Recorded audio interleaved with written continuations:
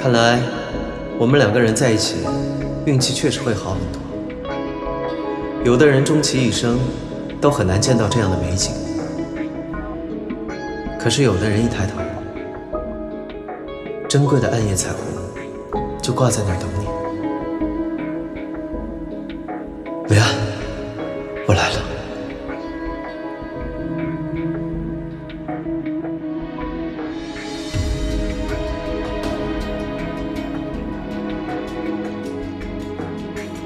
苏然，你一直这样推开我，有没有想过，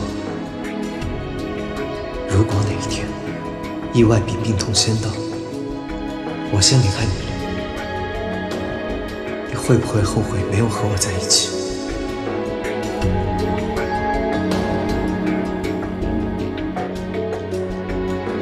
顾云哲，我后悔了，我大错特错，求你了，不要有事。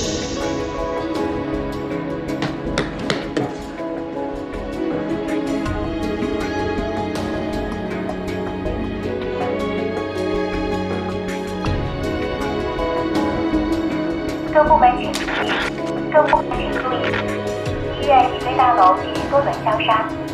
经专家评估，本楼已达到解封标准，即日起解除封控。即日起封控。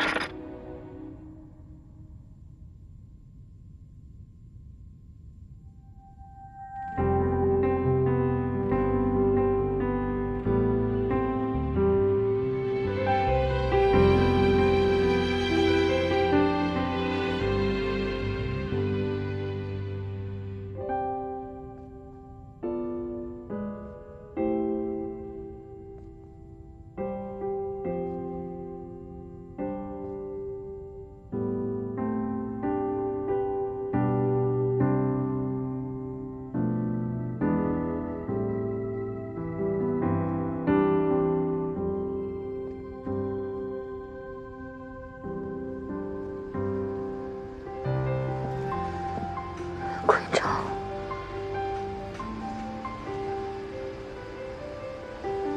你别吓我好不好？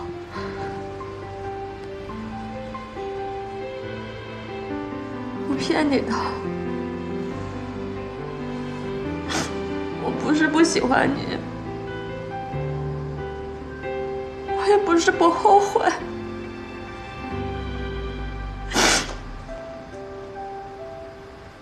只是没有想到还会有这样的一天。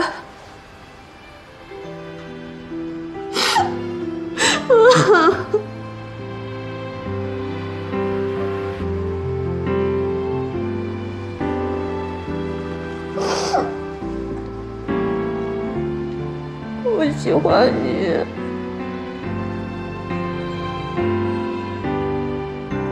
很喜欢，很喜欢。从第一次见到你，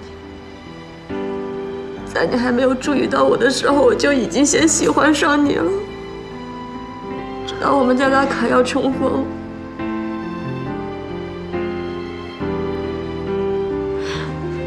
我想见你，但是我不敢见你，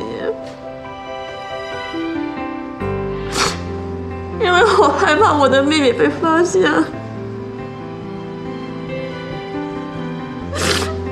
像我这样一个大自然的淘汰品，我怎么配得上你呢？但是如果我知道会有这样的一天，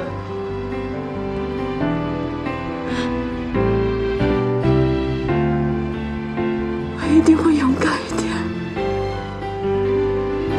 别离开我好不好？你可不可以再给我一次机会？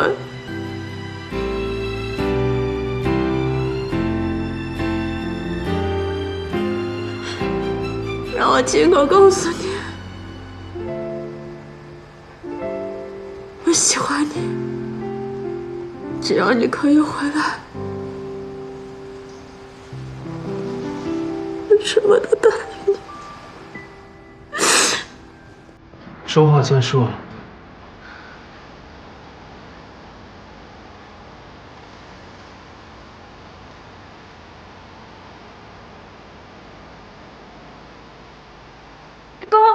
你跟我怎么一句话都不说，吓死我了！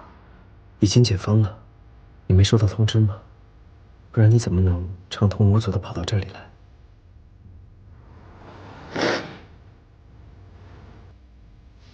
维安，刚刚你说的每一个字，我都记住了。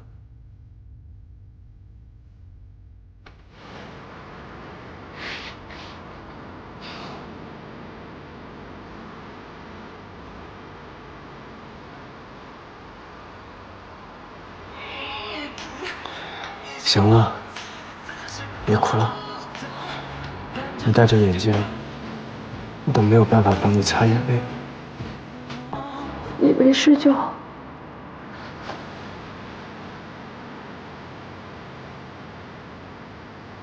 顾云峥，你还缺女朋友吗？有病的那一种。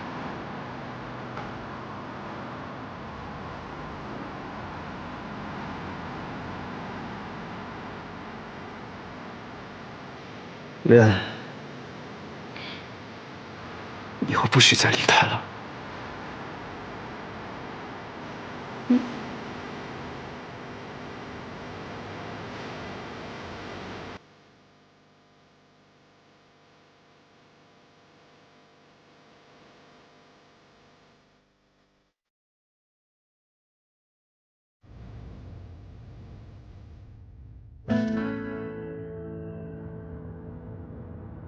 根据市疫情防控指挥部发布的第20号通告，按照分类分批的原则，今天封控封闭管理区域有序的解封。同时，从今天开始，华人医科大学附属医院解除封控。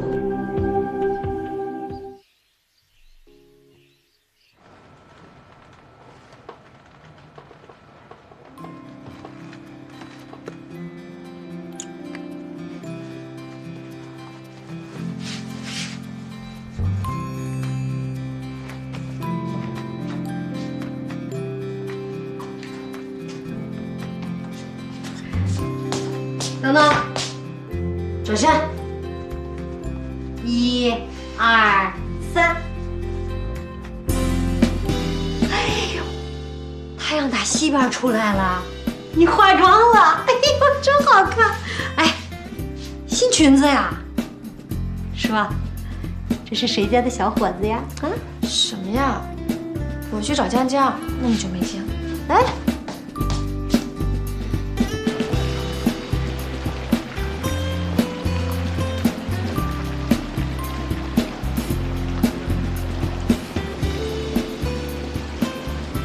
顾医生，你有空吗？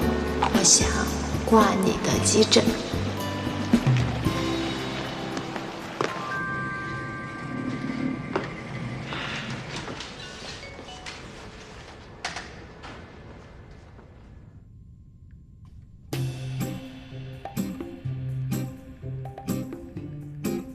病人主诉。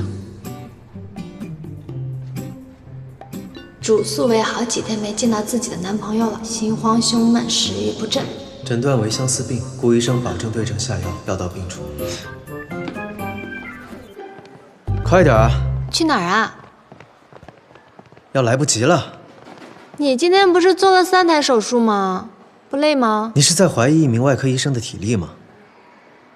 我有一件一直都想跟女朋友一起做的事情，我都想了很久了，今天就是个好日子。快走！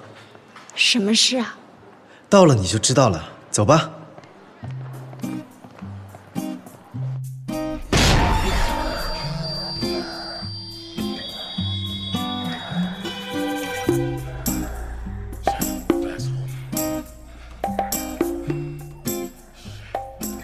这就是你说的，一直想跟女朋友做的事啊？对啊，我特别喜欢看恐怖片，但是我一个人又不敢看。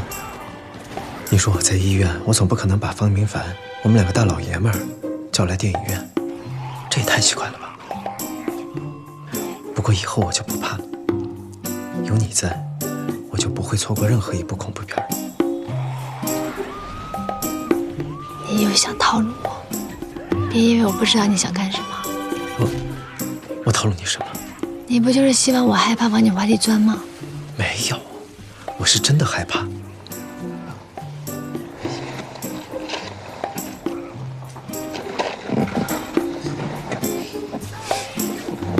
别装了，不敢看。有个电影说，遇到鬼不能叫，否则你的舌头会被拔掉的。我不相信。来，来。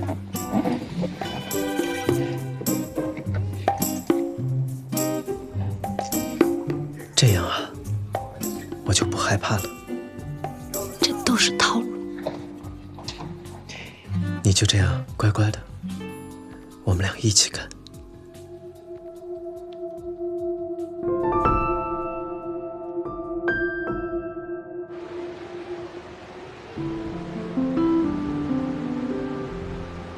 你笑什么？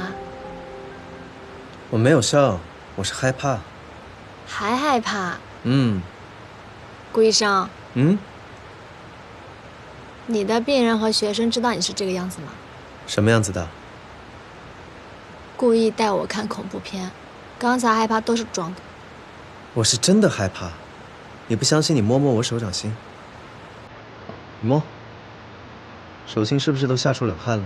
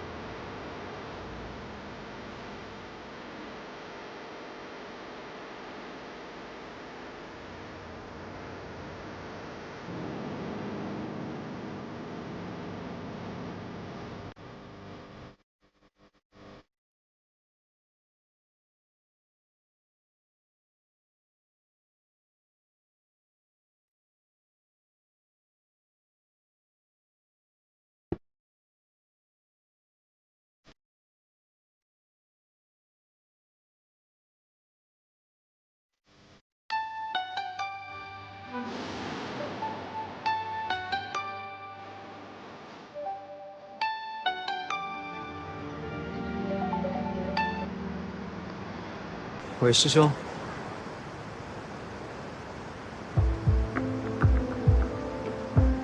什么情况？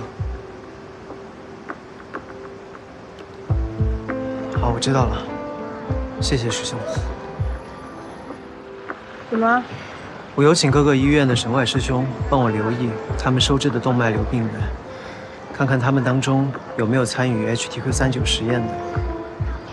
刚刚2院的一个师兄跟我说，他们收治的一个病人叫做田绿，就在刚刚突发动脉瘤破裂，抢救无效身亡。也是 HTQ39的被试吗？和你姑姑的情况一模一样。这已经是第3例动脉瘤破裂的被试了。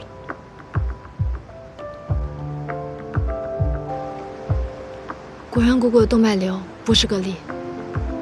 温教授必须得重视这个事情了。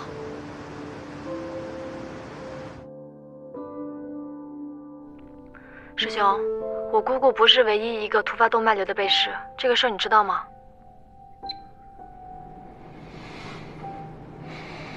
杨文斌怎么说？杨主任说这只是极其偶然的个例，不会再有这种情况出现了。一切都在可控范围内，不会影响 HTQ39如期上市。我们跟资方签了对赌协议，一旦负面新闻影响公司估值，我就会失去公司的控股权。在这个关键时刻 ，HTQ39不能有任何失误。您放心吧，我一定把您的意思转达给杨主任，他肯定比我们还希望 HTQ39如期上市，这会是他在张河最成功的晋升履历。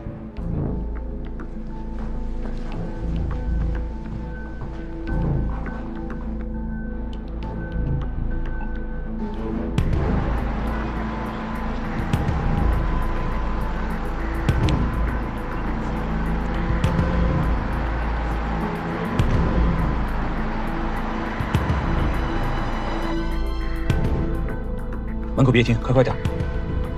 怎么了，小杨？哦，没什么，听说有几个医闹，怕惹麻烦。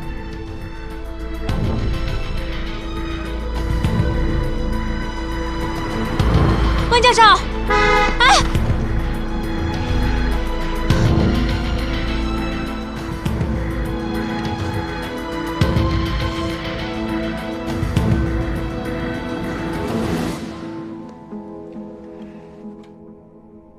今天又没有见到温教授。苏媛，你还是不打算自己求证吗？要不你到我实验室来吧，正好我缺一个研究助理，我们俩一起，肯定可以找到答案。我不去。为什么呀？今天又没有见到温教授。苏媛，你还是不打算自己求证吗？要不你到我实验室来吧，正好我缺一个研究助理，我们俩一起，肯定可以找到答案。我不去。为什么呀？哎呀，只要我见到温教授本人，跟他说明了情况，他团队的人肯定能找出问题的，还轮不到我一个退学的医学生自不量力。你比他们都有资格，而且你也更有能力。投入产出比太低了，有这功夫，我还不如多跑几个场子呢。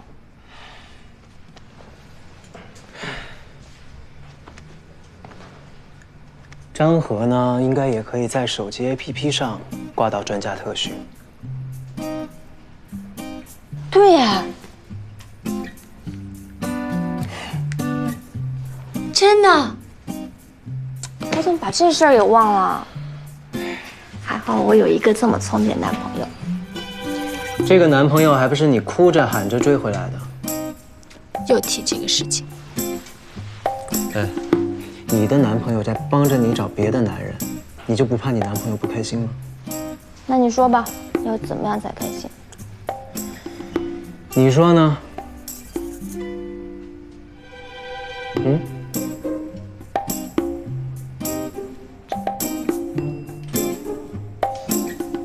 好一点了。还疼吗？不疼了。这个以后自己小心点。嗯。先把这个号挂上。这儿。苏维埃，患者苏维埃在不在？在。谢谢。杨老师，苏维安找到温教授诊室来了。请进。温教授你好，我叫苏维安，我姑姑参加过您的 HD-39药物实验。爸，你记得当年我的论文被诬陷撤署名的事儿吗？那个同学他叫苏维安，后来被学校开除了。前一阵子他找到我，让我帮他姑姑参加 HDQ39临床试验。那是很严肃的事情，入组都是随机的，不能干预。我就是这么如实跟他说的，可是不知道他抽什么风，非要在外面造谣 HDQ39有副作用。我看他就是想要报复我。如果你不是来看病的，那么请不要耽误其他患者的就诊时间，请吧。参加药物实验的被试中有3名出现过动脉瘤破裂，这个事您知道吗？苏维安，你胆子也太大了，敢冒充患者。其中一位患者因为动脉瘤2次破裂已经身亡了，这么严重的不良事件您不管吗？带走。我也是学医的，根据药物试验规定，你们必须立即上报伦理委员会。赶紧带走。温教授。小杨啊，这什么情况？参加实验的患者有死亡。啊，老师是这么个情况啊。这名被试者他早就自愿退出实验了，停药以后动脉瘤破裂，家属要求一些赔偿，这我肯定不能答应啊。他为什么退出？根据赫尔辛基宣言的宗旨，临床实验的被试者是可以根据自己的意愿随时退出实验的，而且不需要任何理由。患者没有多说，我们也没有多问。临床实验一定要严谨。他刚才提到的那几名患者，一定要把情况搞清楚，不能出任何问题。好，我这就去啊。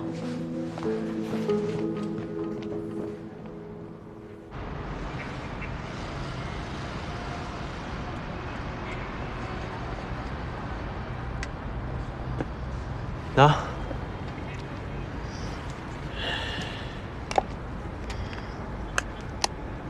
怎么了？没有见到温教授？我进去还没说2句话呢，就被杨文斌赶出来了。他们就在大庭广众之下把你赶出来了。我不确定温教授到底知不知情，但是我敢肯定的是，杨文斌一定在刻意隐瞒。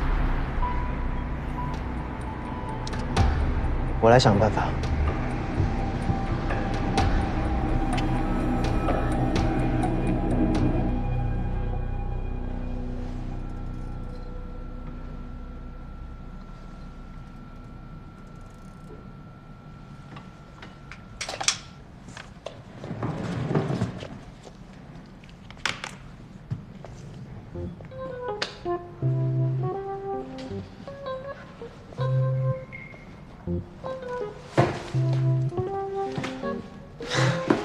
我的男朋友准备什么时候下班啊？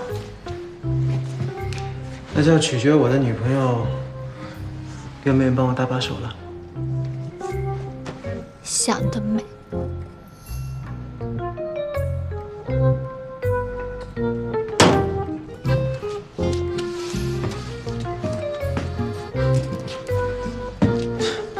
你笑什么？等着你夸我呢。我夸你？我都快在实验室猝死了，我还夸你？我都说了，医学耽误我赚钱。苏维安，你真的就准备这么放弃自己的梦想了吗？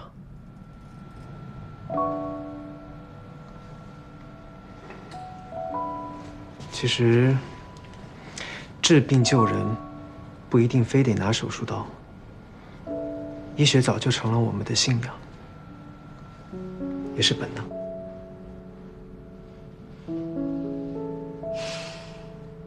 医学早就跟我没关系了，现在不会有，以后也不会有。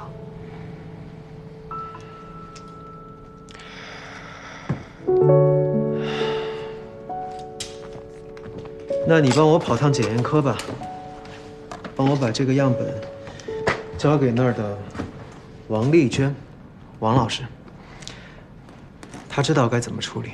人家早都下班了，好不好？你以为谁都跟你一样不睡觉不下班？别人我还真不知道，王丽娟王老师这个点儿肯定还在。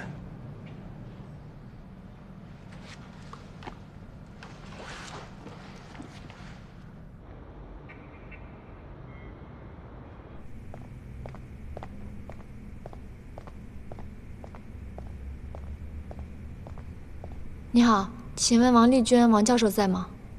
在，不过他不在科室，他在自己的秘密基地。什么秘密基地啊？就是他自己的实验室。啊，就在那边，向右转。谢谢您啊。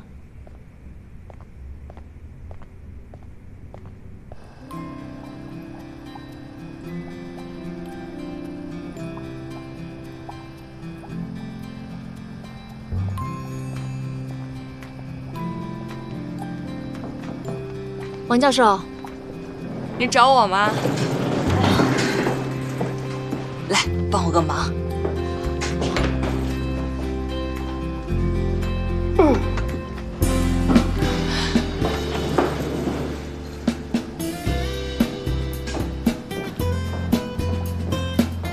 你也喜欢试验？王教授，这是斑马鱼吧？我可不是什么教授。作为全院学历最低的大专生，我这辈子就没指望能评上什么教授啊！你就叫我王医生吧。斑马鱼和人类基因相似度高达87%，它们的生命周期足够短，1天就能完成从胚胎到成年。这些宝贝最快在48小时之内就能帮我找到和筛选出救命良药、病菌杀手。48小时？是啊，2天。虽然过程中这些样本很有可能会有意想不到的变量，以及这些小鱼们做出更多的牺牲，但更多的时候，那些危重的疑难杂症患者只能给我这么多时间。就算不眠不休，我也要和这些鱼兵鱼将打赢这场硬仗。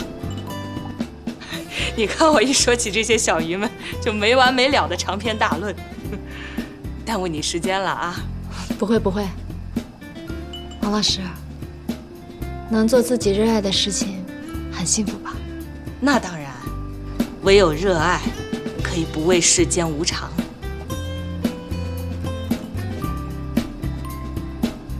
哎，你是哪个科室的？怎么称呼你啊？我叫苏维安，我帮顾云峥顾医生给您送样本。啊，省外的。那苏医生，剩下的就交给我。我不是什么苏医生。小王医生，嘿，果然还在啊。吴院士，心内大神吴院士，您还上过杂志吧？吴院士，都这么晚了，您还亲自送样本过来？您看，您都是大明星了，走到哪儿都有您的粉丝。在我们华人实验室啊，小王医生才是大明星，我们都是你的粉丝。我呢，刚刚看了几个学生的手术，知道这个点儿你肯定没下班，就来送个样本。我可不敢当啊。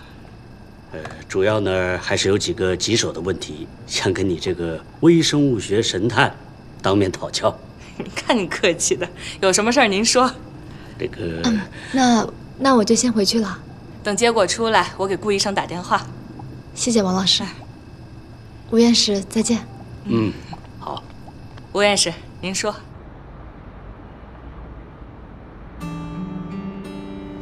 王老师，能做自己热爱的事情，很幸福吧？那当然，唯有热爱，可以不畏世间无常。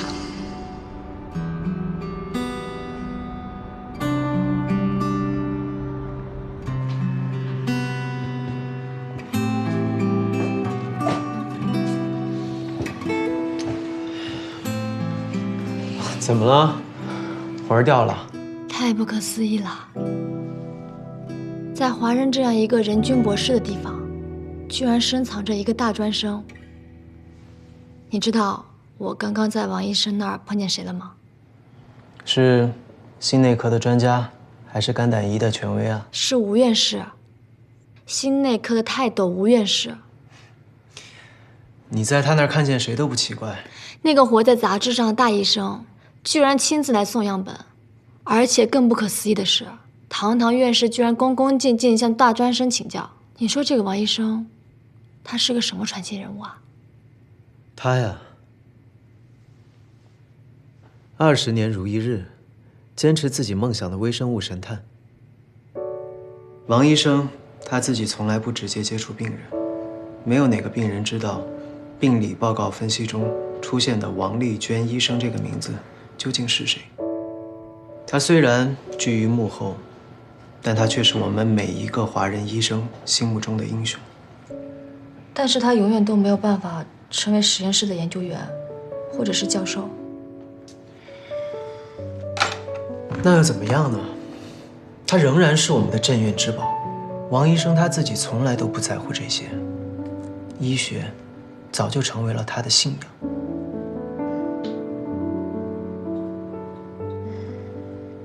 所以苏同学，治病救人的医生不一定都是手拿手术刀的。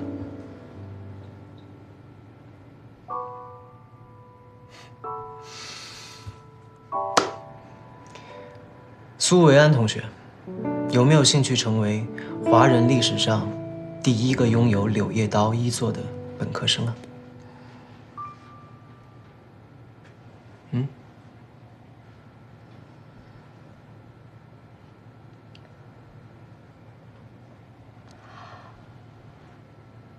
你故意让我去的，顾医生。还不死心呢，还打着小苏医生的主意呢。我可没这么说。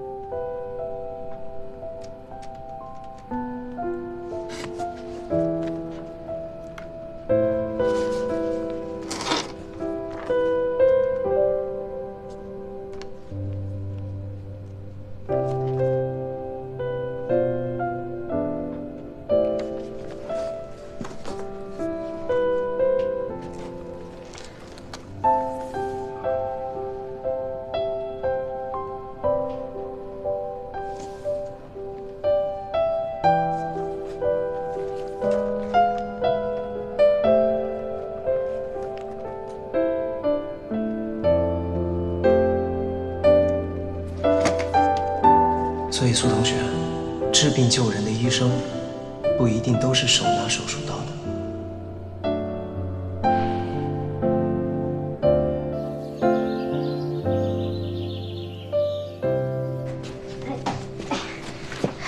妈啊！你拿我箱子干嘛？断舍离。哎，你这箱子放在桌子底下挺久的了，看看都是灰，不用了，我给扔了啊。生不用了，这是我的箱子。哎，你要放在桌子底下接灰，我趁你不在家的时候我偷偷扔。你要敢扔我箱子，我就离家出走。嘿，哎。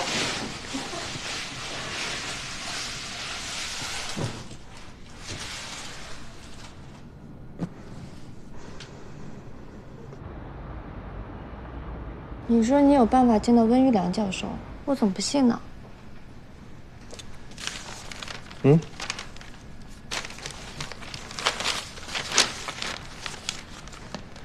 神经病学年会即将于下周举行 HD-39 3期临床试验成果分享。到时候当着全国专家的面，温玉良教授不可能回避，这是个绝佳的机会。话是这么说没错，但是我一个本科生，怎么混进去神内的顶级专题讲座？谁说你要混进去了？我带你进去。你一个外科医生，凭什么进人家神内的专题讲座啊？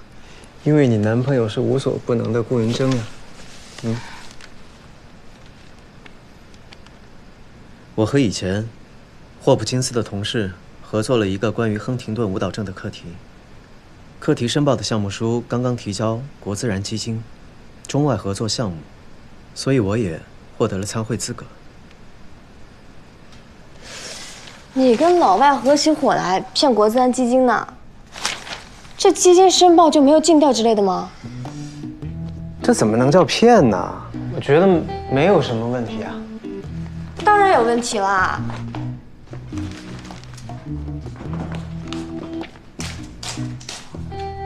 你研究胶质瘤都已经9年多了，不管是高分论文也好，专题讲座也好，都是有关胶质瘤的。还有你那个国自然课题，都已经快出成果了，一直都被视为胶质瘤领域里面最有前途的研究之一，怎么可能有精力去研究2个课题？更何况是从零开始研究亨廷顿舞蹈症，怎么可能会有人信你的鬼话？真是对我了如指掌啊，苏瑞安。你这么关注我，我很开心。我就随便了解了解。重点是，你是怎么做到的？我以为重点是可以直接和温教授对话了。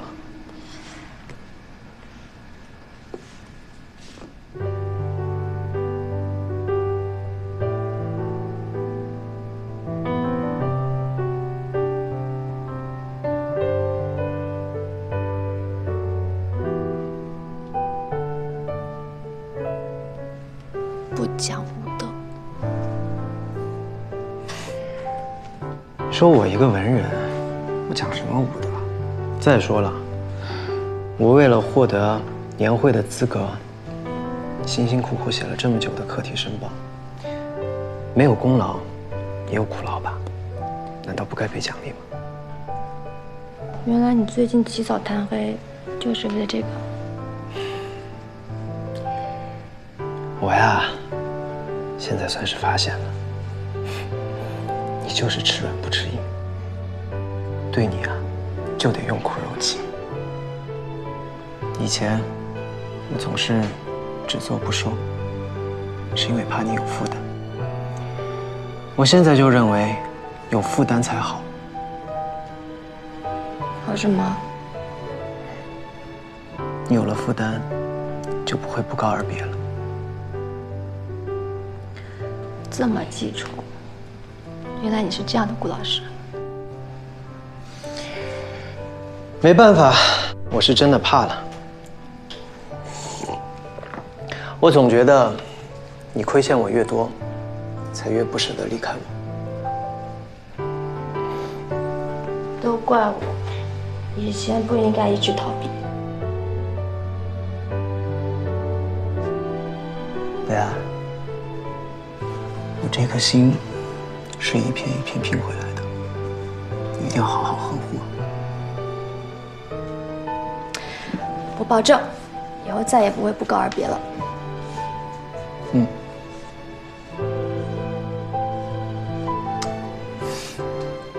起码2封信吧。哎，苏伟安。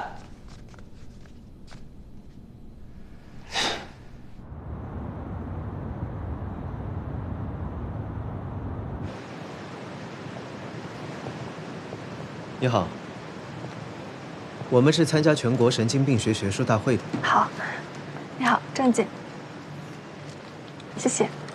稍等一下，郭教授，房卡。谢谢啊。您入住的房间是406，是我们的 King size 海景大床房。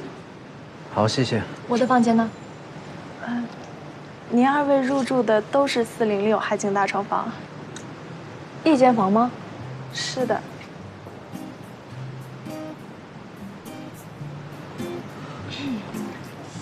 麻烦帮我单开一间。实在抱歉，女士，我们现在已经没有房了。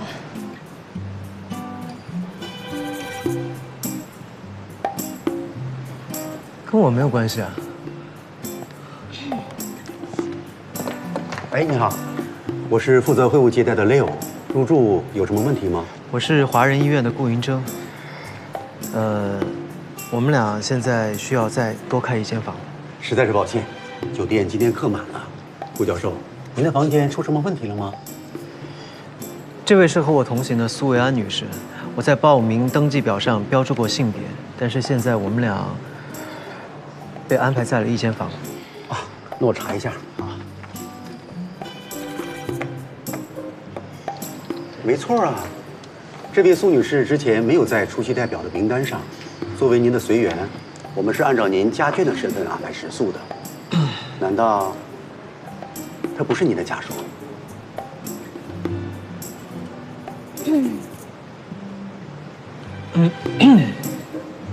也不算完全不是吧？那就是了。参加这次神内年会的人员很多，酒店的房间比较紧张，我们安排也比较困难，所以还请顾教授能多多理解一下啊。完全没有空房了吗？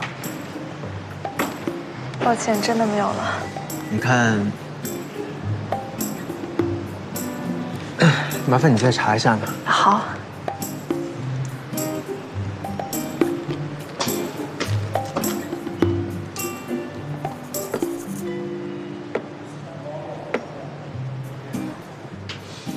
哎，喂，你好，请问你们酒店今天晚上还有空房吗？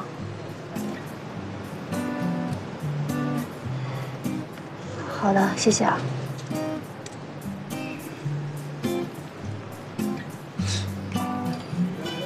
喂，你好，请问你们酒店还有空房吗？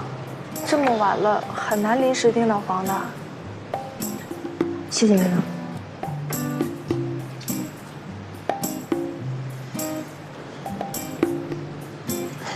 怎么说？今天晚上就先凑合一晚。我都行啊，看你了。谢谢啊。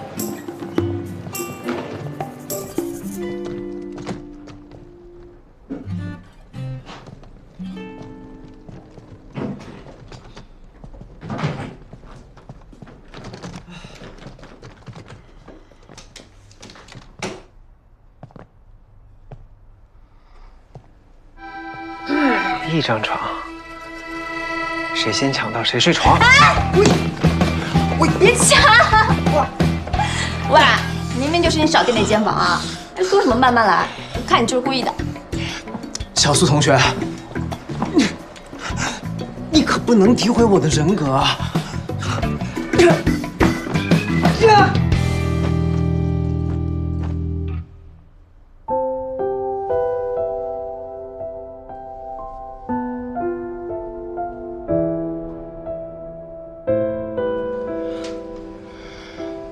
小苏同学，这才叫套路，懂吗？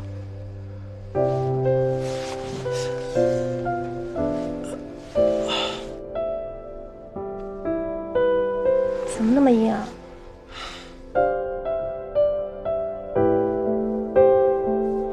腹部肿块，该去照 CT 了。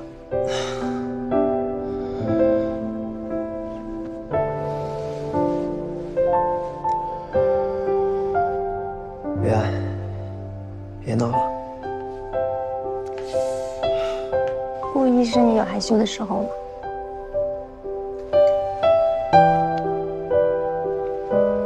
你再仔细摸一摸，究竟是腹肌还是腹部肿块啊？洗澡去了。洗澡？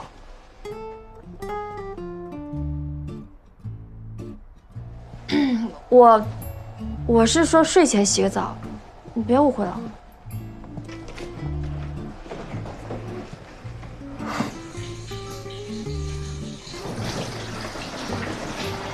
苏同学，到底是你误会还是我误会啊？你自己思想不健康，可不能赖我哦。你思想才不健康呢，我不知道你在说什么。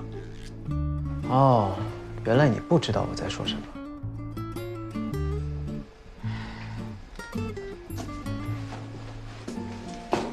不知道。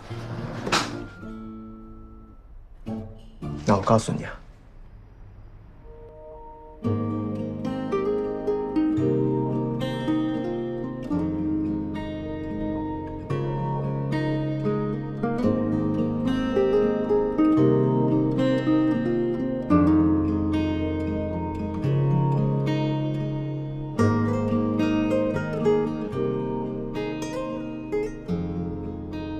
不是说了要慢慢来的吗？只是一个吻而已，已经够满了。哎，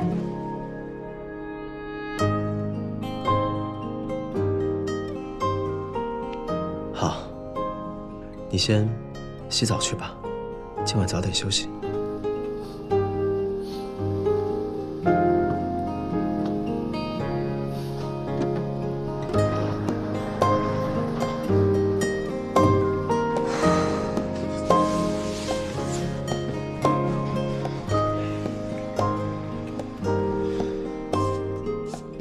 顾云峥，你个老狐狸！你叫我啊？没有。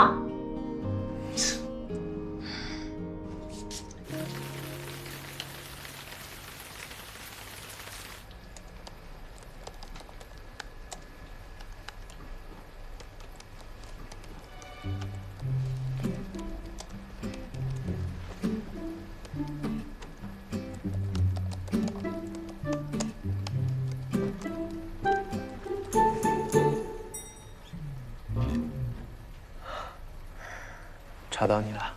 没有。你要弄多久啊？很快了，我根据最新的反馈意见修改一下课题申请书。那我能帮你做什么？有专家指出，样本量太大，在可行性上会有难度。交叉试验呢？会增加计算的难度。那有几种实验条件啊2种。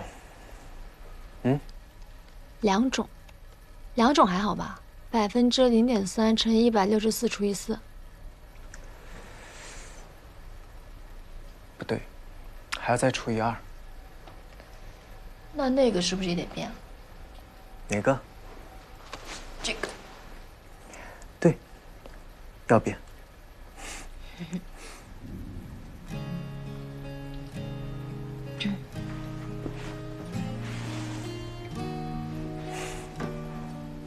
你自己做吧。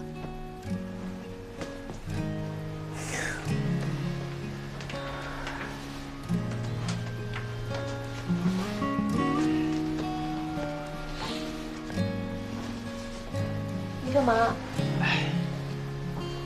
我给你一个好的角度，反正你睡不着的时候也要偷看我。谁偷看你？我才没有呢。那你还要弄多久啊？快了，再修改一下项目背景就好了。那个，一会儿你还是别睡沙发了，我觉得沙发不太舒服。睡床吧。先说好啊，这条线为准，不能越线。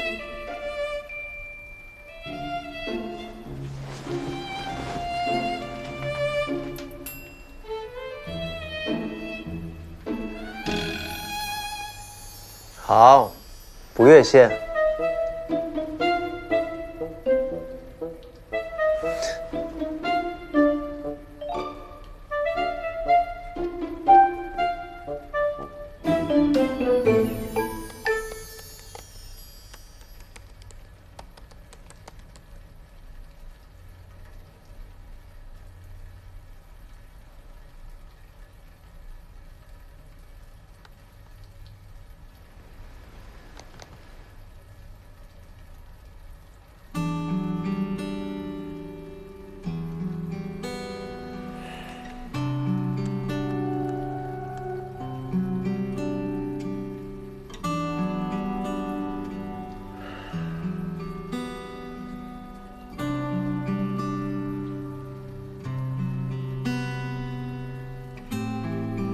伟安，你知道吗？其实我也会害怕，从医以来，从来没有这么害怕过。我怕我创造不了奇迹，我怕你会离开我。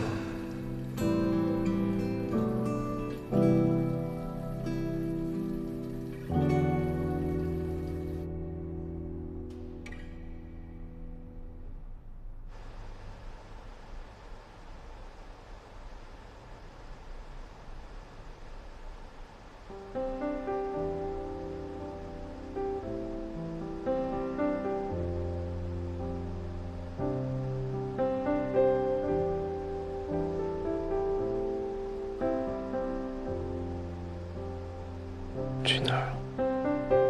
我是不是气到你？习惯了，又不是第一次跟你睡。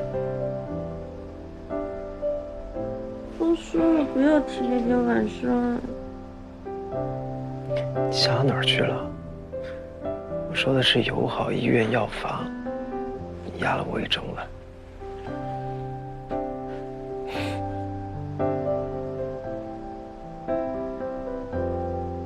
北安，你有没有想过，只要我们在一起，就算你压我一整晚，挤我一整晚，我也是喜欢的。只要我们在一起，就算有一天真的会傻，会惨，我也愿意。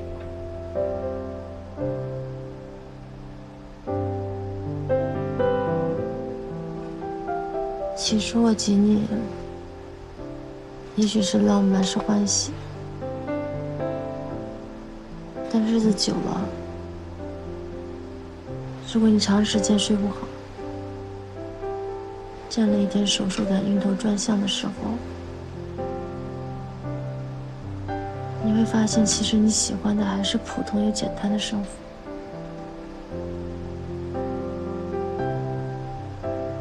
人的本能就是自私吧，趁还有理智的时候为别人多着想，自然是要为别人多着想。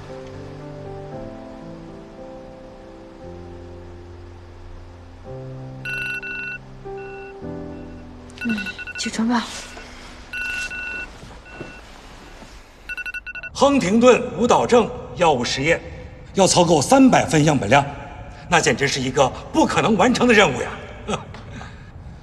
但是，在实际推进当中，我们反而没有在样本量上发过愁。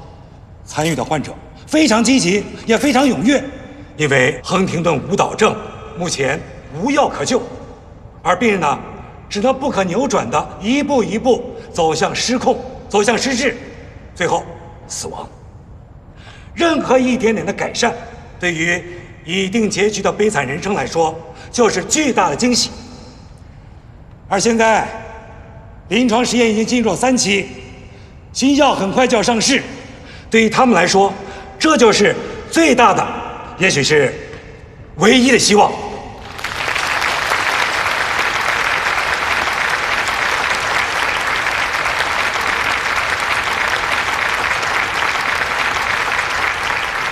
下面我们来看一看这位患者从参加药物实验之前到实验之后的影像记录。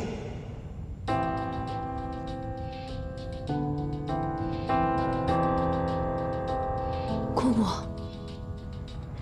大家请看，舞蹈状四肢乱动的频率和幅度已经非常明显的下降了。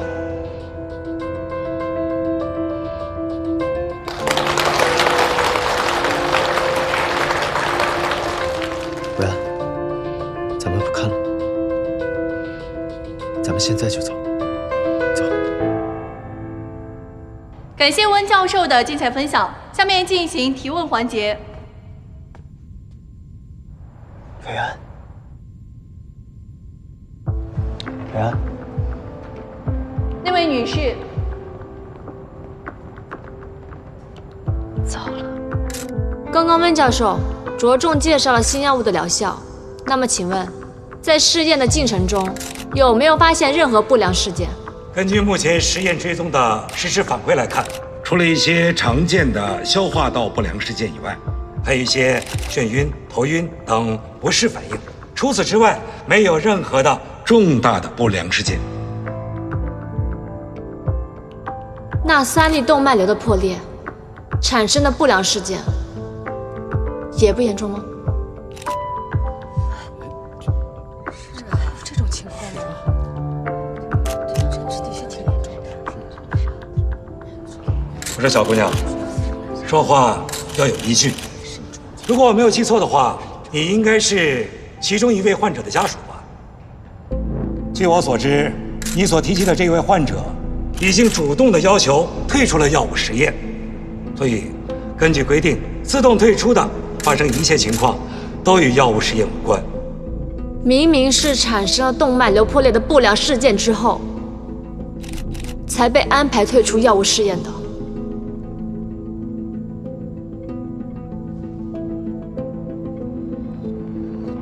你看，这就是自愿退出协议书。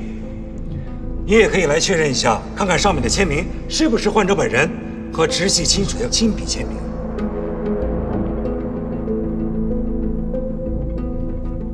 据我所知，你并非医学的从业人员，那你又是怎么进入到这个专业的年会呢？还提出这种不专业的质问。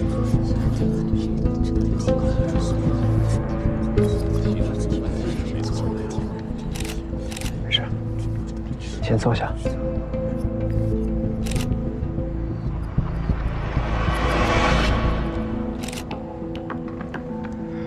温教授你好，我是华人医院神经外科的副主任医师顾云峥。神经外科的医生来参加内科的年会，呵呵，很少见呐。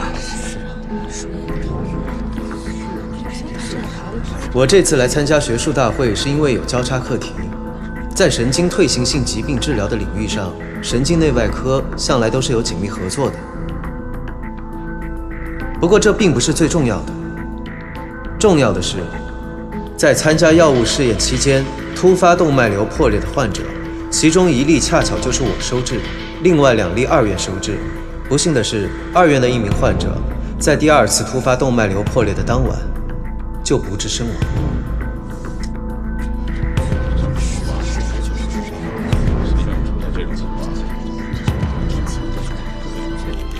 我们有所有患者的详细病历，并且在第一时间同步到了温教授您的团队。但是不知道是由于什么原因，温教授您似乎至今都还不太清楚这其中的情况。温教授，您能给大家一个解释吗？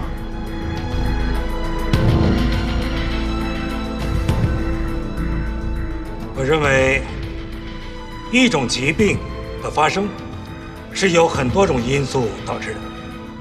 但是，我充分的相信我的团队一定会在第一时间对这3位患者进行详细的分析和评估。后续我也会亲自跟进，然后做出最终结论。谢谢2位。那么好，今天我的讲座就分享完了，谢谢大家。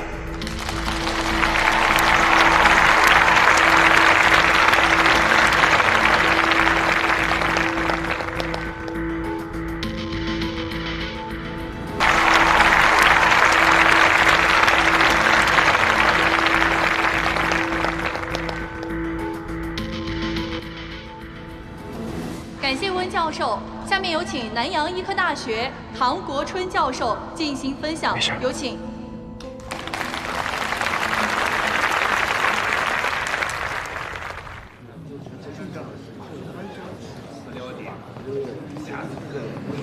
苏维安，你是不是没完没了了？你干什么呀？你就这么恨我，非要在这么高级别场合破坏我父亲的演讲？你知不知道这个项目不仅有我父亲10几年的心血，还有云城所有的资金投入？我就不懂了，你也是舞蹈症基因阳性，我父亲的药如果能顺利上市，对你没有好处吗？还是你为了针对我，宁愿损人不利己呀？温冉，这个世界上不是所有的事情都是和你有关的。我从来不针对任何人，但是科研必须保持严谨和不断怀疑。科研跟你有关系吗？你一个辍学的肄业生，你对舞蹈症到底了解多少？你有什么资格质疑我父亲付出10多年的心血研究的成果？温医生，客观存在的不良事件，严重关乎着患者的生命质量。虽然目前全国只有3万个舞蹈症患者，但是再少再小的群体，都不该被忽视。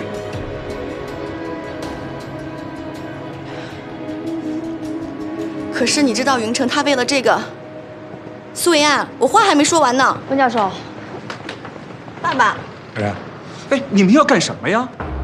非要让那些舞蹈症患者失去唯一的希望啊！我比任何人都更期待这个希望，前提是，这个真的是希望。看来2位还有问题没有问完，对吗？问吧。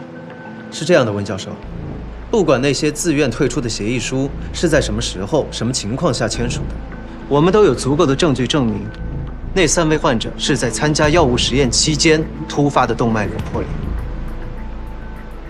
并且药物试验有明确的规定，不管是不是药物导致的不良事件，只要在药物试验期间出现了严重不良事件，必须要第一时间上报道。可你们要知道，新药能够缓解大部分患者30%到50%的症状，而且临床1期、临床2期也没有发现重大的不良事件。实验样本达到了规定的300例，动脉瘤破裂的概率甚至都没有超过1%，对吗？所以，你们提到的案例不能说明任何问题。所以您的意思是，一定要等到再有1位患者发生动脉瘤破裂，等到这个可笑的概率超过1%才能说明问题是吗？我不是这个意思，你怎么就不明白呢？你是什么学历？你有什么资格来质疑一个顶尖的科研团队通过15年的努力而得到的科研成果？质疑可以，你得提出科学依据，对吗？如果科学研究都那么容易的话，那么亨廷顿舞蹈症怎么会成为世纪医学难题？温教授，我当然不敢质疑您团队的科研能力，我质疑的是你们的科研精神和药物伦理原则。如果我找到科学依据，你要怎么办？如果你找到，我立刻停止实验，并且公开道歉。一言为定。爸爸，一言为定。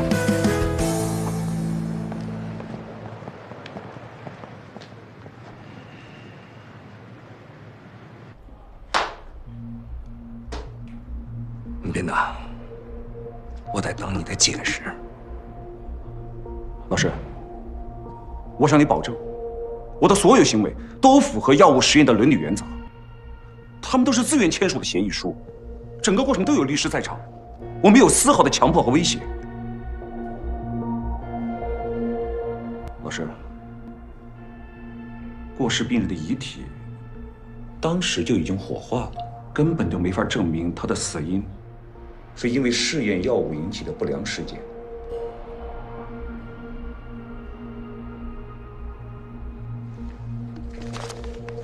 回去之后，我会亲自开展动脉瘤和药物关联性排除性研究。陆明达，通知下去，尽快安排让所有参加实验的患者进行全面检查。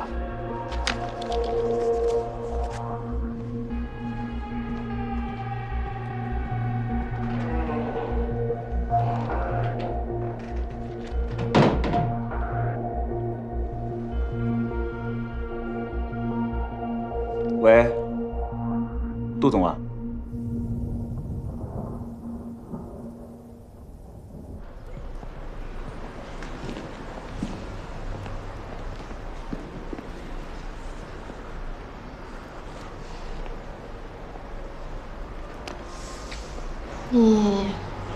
你之前说想让我去你的组里当研究助理，还算数吗？怎么了？温教授让我拿出动脉瘤跟 HDQ39的直接关系，我只有回到实验室才能证明给他们看。维安，你想好了，这不仅仅是应聘一个岗位，不只是随便在那儿待一阵子而已。因为实验室不是说来就来、想走就走的地方。我知道，我也不单是因为温教授，我只是想到以前就算会为了被污染的培养性而跳脚，就算会因为统计错数据而气得想砸电脑，但是只要看到自己辛苦写的文章最后存成了 PDF， 而且标题中加上最终版的那一刻，那种成就感无法比拟。可是后来，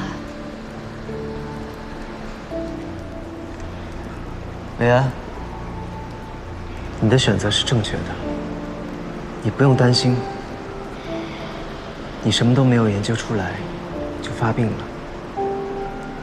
因为这就是最坏的结果。没有什么会比这个更糟糕了，所以你只要尝试过，就不会留遗憾。但是像亨廷顿舞蹈症这么难的课题，我每走一小步，耳边就会有个声音提醒我还有99999步没有走。你看到温教授那副不可一世的态度了吗？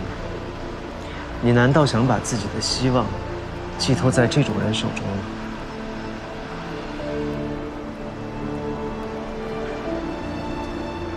你说的对，比起什么都做不出的绝望，我更害怕自己什么都没有做。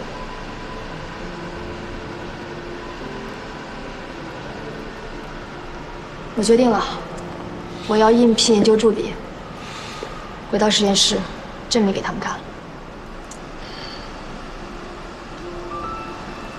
李安，这条路我们一起走下去，不管能走多久，一直走就好了。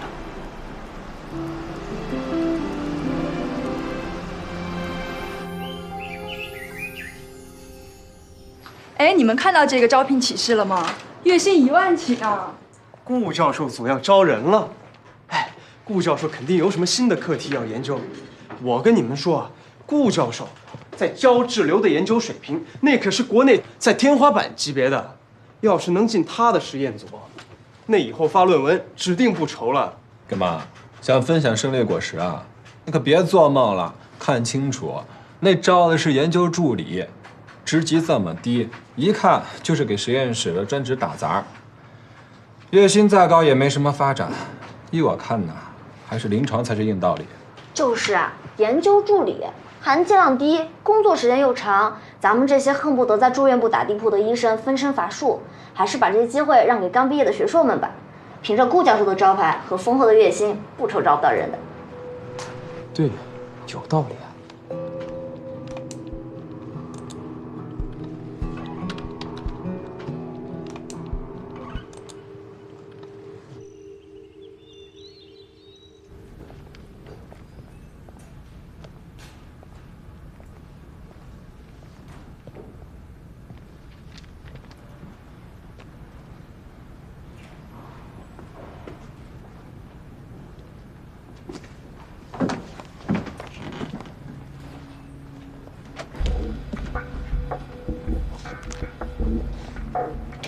这可是硕博的教材，你看得懂吗？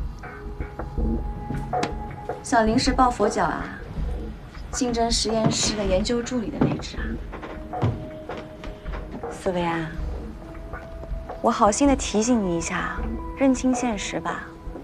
你一个没有相关工作经验的本科生，凭什么敢小小进华人医院啊？谢谢你提醒我，要更努力一点。书可以还我了吗？不好意思啊，这书我借了。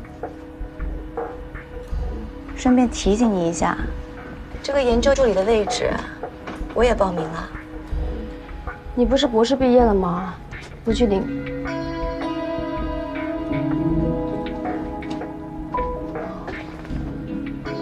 这么做，只是为了跟我较劲啊？怎么会？你这是怕我了吧？怕我把你比下去，怕你再怎么努力都是白费。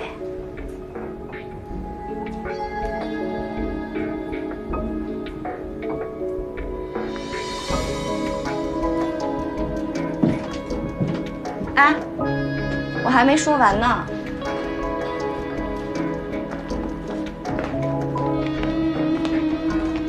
苏维安，真没想到啊！你还是个学术妲己，抢了我的男朋友，还和顾老师不清不楚的。怎么，想靠顾老师进实验室啊？真有心机。云晨知道你的真面目吗？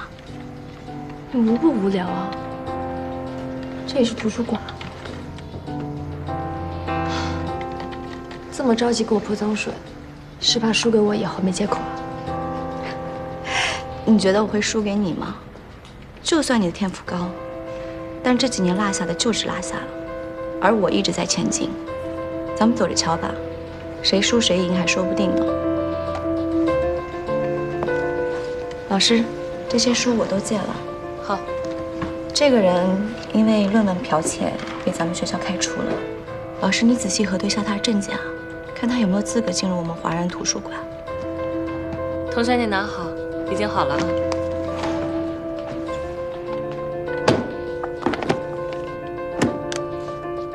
同学，你的卡已经不能用了。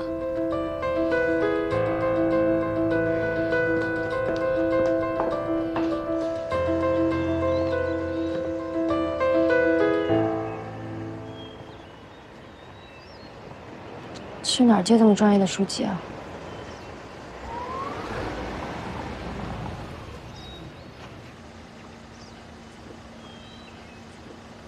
你怎么来啦？上车。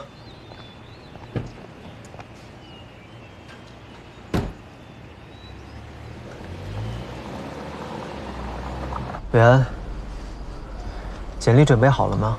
我帮你递上去。我早就已经投递到公开招聘的邮箱了，还等你。实验室的大门必须靠我自己的努力打开。这么有信心？这么愧是我的女朋友？那当然了。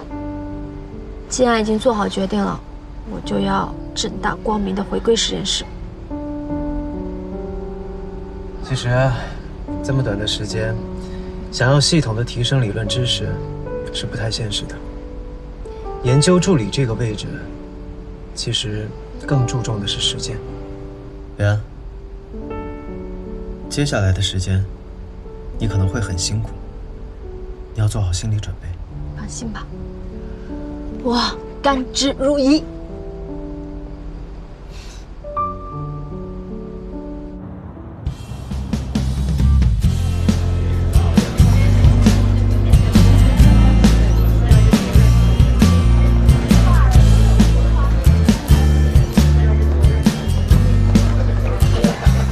今儿怎么想起过来了？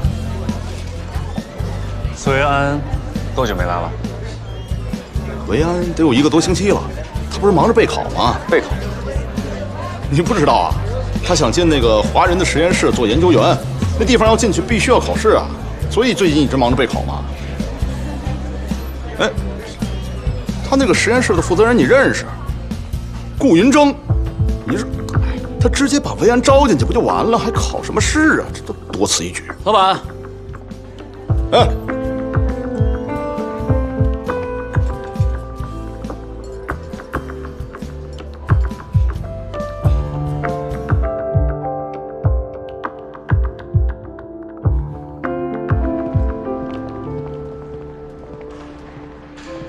师兄，你说要来的地儿就是这儿啊？来，帮我一下。1、2、3。新实验室啊？对，长安实验室。维安，这个实验室送给你。送给我？为什么？我知道，其实，在你内心，那个小火苗一直没熄灭，你一直想回归医学。我愿意用我的能力来帮助你。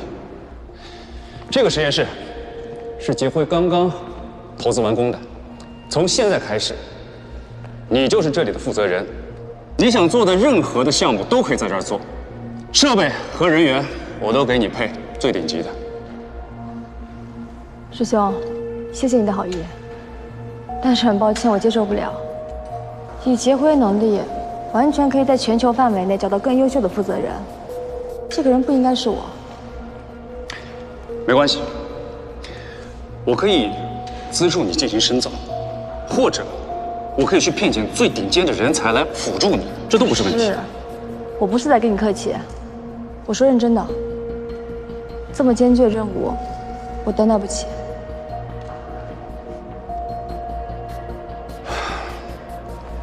我不理解，加入杰辉，你可以和最优秀的团队共事，即使你在杰辉，在管理岗位上做一个闲职，那成就感也比你做一个科研助理来的强啊。尽管只是一个小小的研究助理，那也是我目前力所能及的事情了。我已经答应顾云峥去他的实验室帮他了，我们俩在一起了。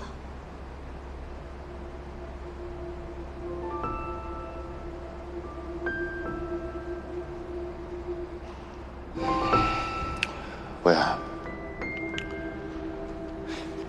我为你付出这么多的心血，你难道不明白我对你的心意吗？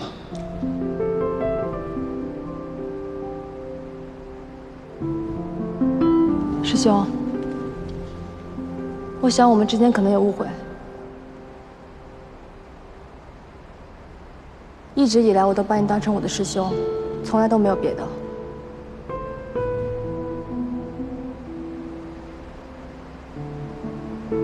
没什么事，我先走了。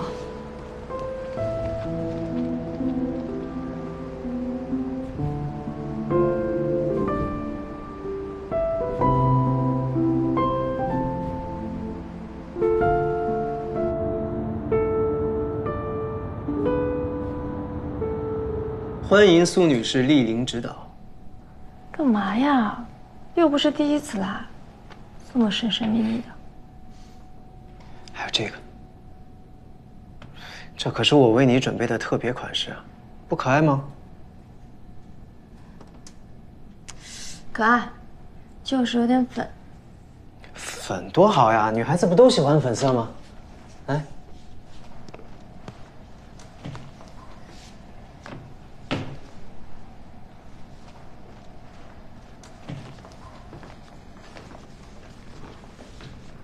新买的啊？对呀。那儿。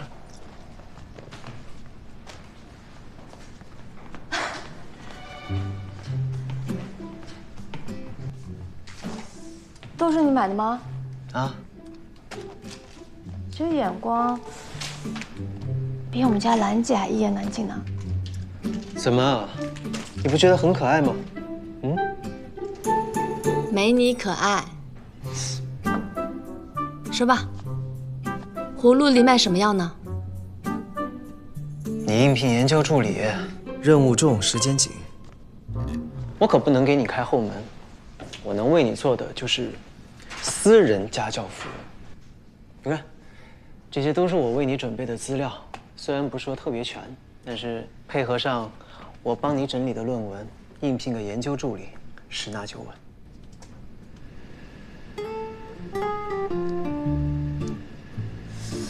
准备这么充分，顾老师，你蓄谋已久。我是觉得你家离学校太远了，你这样每天来回跑，不影响复习进度吗？再说了，你回去那么晚，也会影响楠姐休息的，对不对？这儿多好呀，云蒸咖啡图书馆，专属空间，专人服务，24小时为您开放。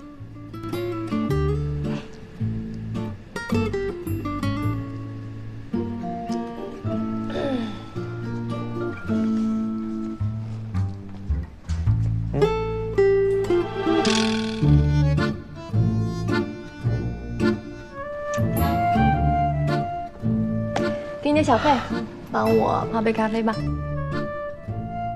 你这个小费可买不起我的咖啡。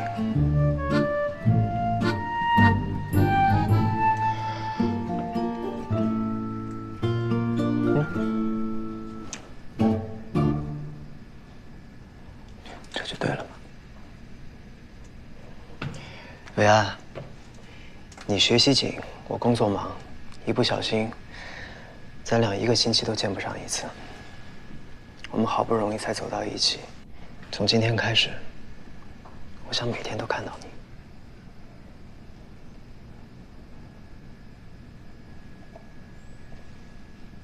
好吧，那我考虑一下。考虑一下。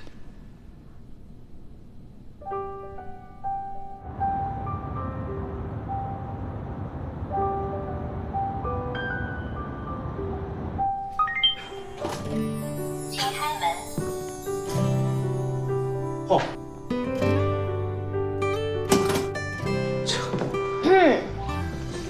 维安，你这是全搬过来了？对啊。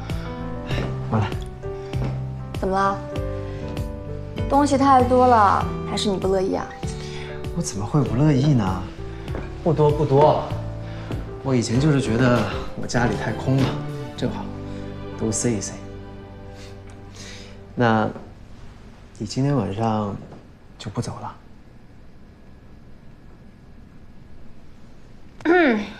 医院离你家比较近，上班方便。以后呢，我就每个周末再回家。那，你搬过来跟我一起住，怎么跟兰姐说的？我就说实验室太忙了，医院给安排宿舍。只是我没有说这个宿舍很豪华，而且还有24小时贴身服务的人。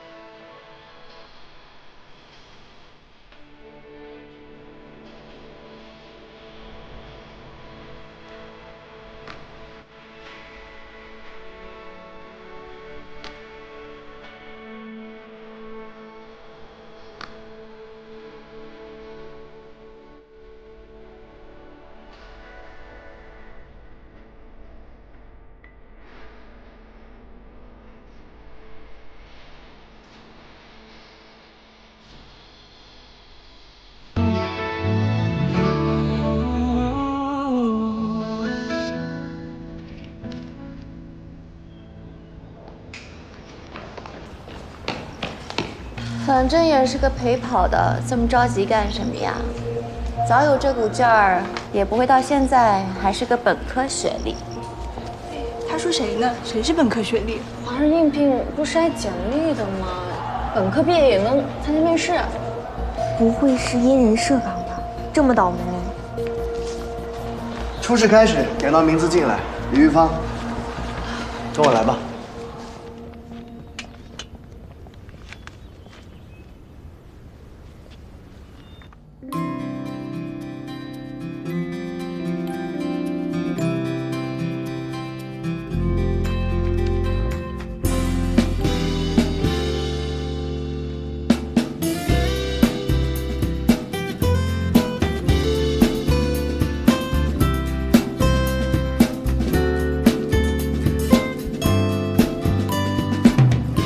各位考官老师们，大家好，我叫苏维安，毕业于华人医科大学，连续3年获得国家奖学金，连续6年专业成绩第1。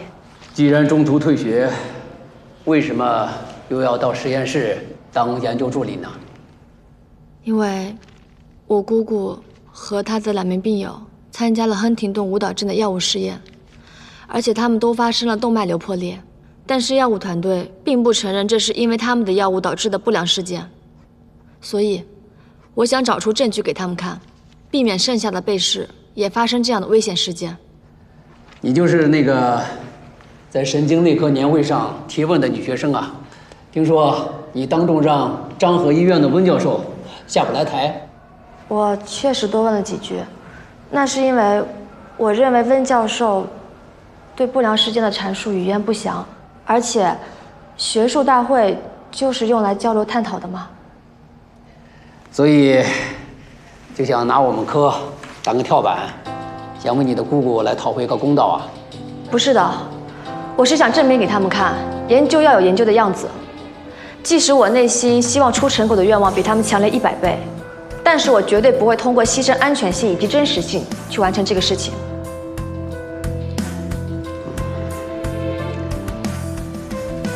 下次啊，找别的医院的大教授的时候，记着带上你们找出来的直接的证据。我通过面试了。接下来啊，就看看你能不能过第2轮复试了啊！谢谢王老师。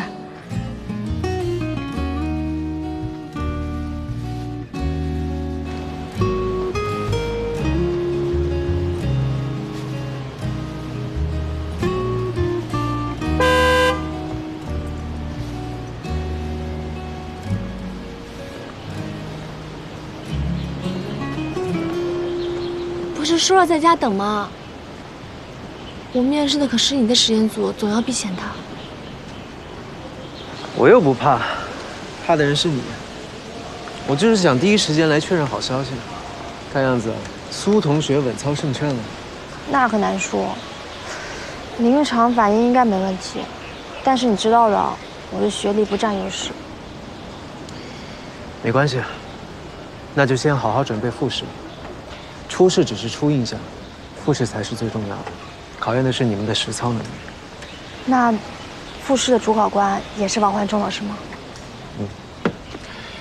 你可要小心了。王焕忠老师眼里容不得一粒沙子，到时候你可以感受一下他的死亡凝视。死亡凝视？上车吧。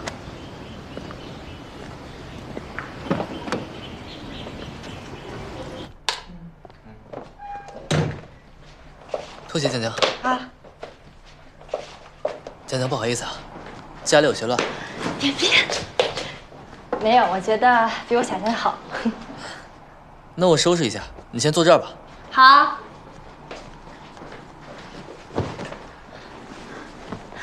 哎，你一个人住好爽啊，想干嘛就干嘛，衣服想怎么放就怎么放。要是我这样子的话，我爸妈肯定会骂我。那你这么晚出来，你爸妈不担心吗？不会啊，我都跟他们说好了。那就行。你不问一下我是怎么跟他们说的吗？那你怎么说的？我说我已经有男朋友了，他会照顾好我的。那肯定啊，多晚我都负责把你送回去。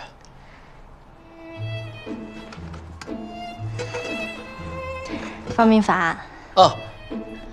你不觉得顾医生和维安自从确定关系以后，他们的进展就突飞猛进吗？我们俩都落后了。谈恋爱还讲究进展，又不是比赛。你家小老板都快和苏安同居了，你不着急？他俩怎么是他们的事儿，我着什么急啊？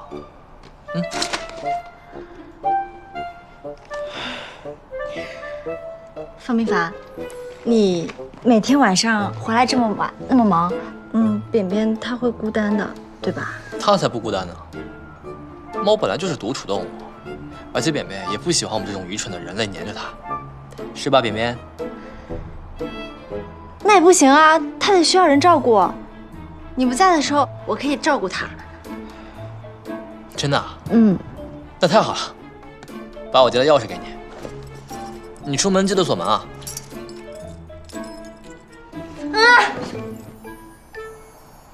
怎么了，江江？方明凡。哦。你活该单身。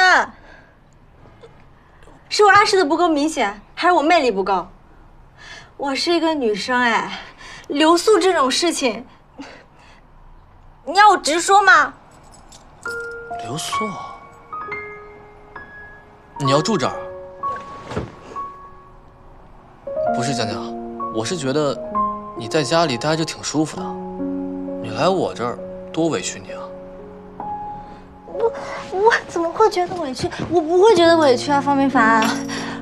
我从小都是跟我爸爸妈妈一起住的，而且我大学都是走读的，从来就没有享受过这种一个人独处的空间。你这里吧，虽然不是很大，可是很自由啊，每天想干嘛就干嘛，想几点睡就几点睡，想点外卖就点外卖，想吃夜宵就吃夜宵，多爽啊！而且，还是可以和你还有扁扁一起，多幸福呀！你真这么想？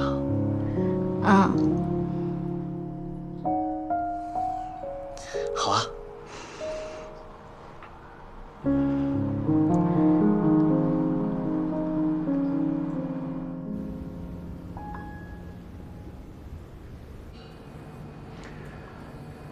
你们知道下面要进行什么操作吗？神经细胞的传代培养。我的答案和苏维安一样。那你说一下神经胶质细胞传代的消化步骤。神经胶质细胞传代的消化步骤需要1:1，加入0.125胰酶和0.02 EDTA， 盖满平底为宜。你还有什么补充吗？ pH 值保持在7.5，温度保持在37摄氏度。开始操作吧。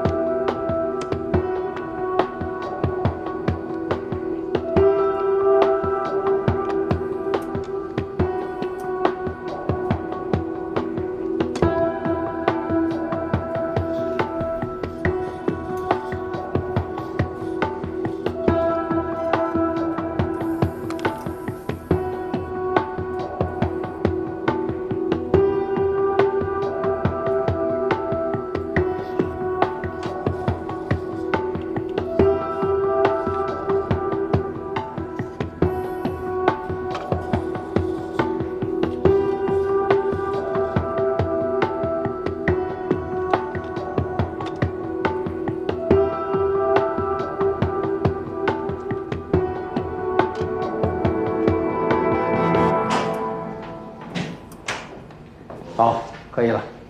主任辛苦了。